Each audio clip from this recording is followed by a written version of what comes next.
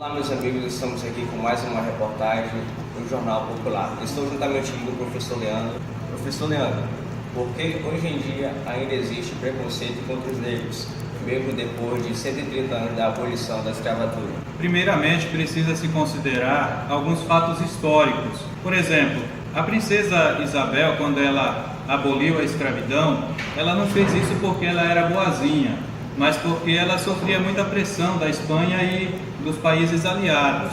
E nesse sentido, o negro, sendo liberto da escravidão, ele não tinha para onde ir. Ele procurou os interiores, as fazendas, criou quilombos e também foi para as periferias, criando assim as favelas. Outro fato que a gente tem que lembrar é que nesse mesmo período o governo brasileiro criou incentivos para a imigração de europeus e de asiáticos. Foi nesse período que vieram muitos italianos, alemães e japoneses para o Brasil, porque eram considerados uma mão de obra mais qualificada. E também, partindo do governo brasileiro, existia um movimento dos antropólogos que dizia que o Brasil precisava embranquecer a sua população, porque o negro ele era considerado uma raça inferior. Dessa forma, a população brasileira precisava se melhorar, se tornar uma população mais pura. E nesse sentido que vieram então esses europeus e asiáticos para o Brasil. Os escravos eles eram considerados seres primitivos, né? Isso foi uma ideologia já implantada pelas autoridades e também pela igreja, que consideravam o negro como um animal, um ser que nem alma não tinha, né? E essa era uma ideologia que era pregada naquela época e por isso então ele era considerado inferior. Portanto, essa mentalidade, né, ela não é de uma hora para outra que ela vai ser desfeita na sociedade brasileira. Toda essa questão de o negro ser considerado inferior, uma pessoa menor, né, em certo sentido, isso vai levar algumas décadas ainda para ser desfeito na sociedade brasileira. Qual a explicação para que o negro receba salários menores em relação aos brancos no Brasil?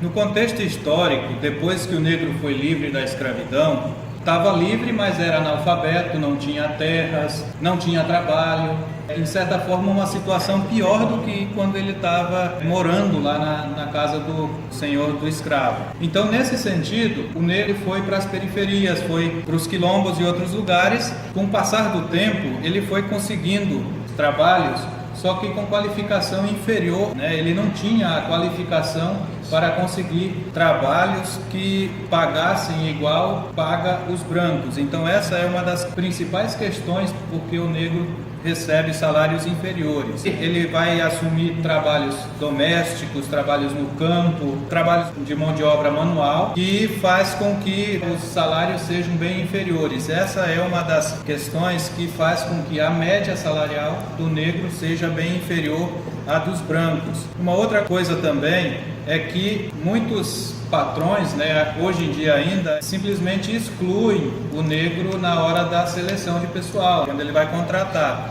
Então isso também é um problema grave ainda no Brasil. Você acha que teria uma solução para esse problema? Olha, a melhor das soluções, na minha opinião, é através da educação.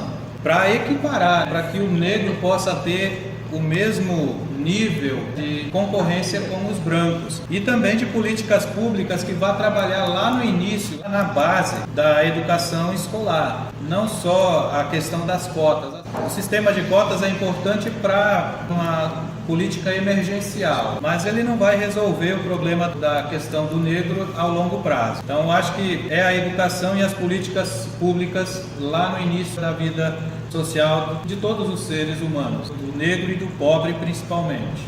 Então, essa foi mais uma reportagem do Jornal Popular. Muito obrigado, professor. Obrigado.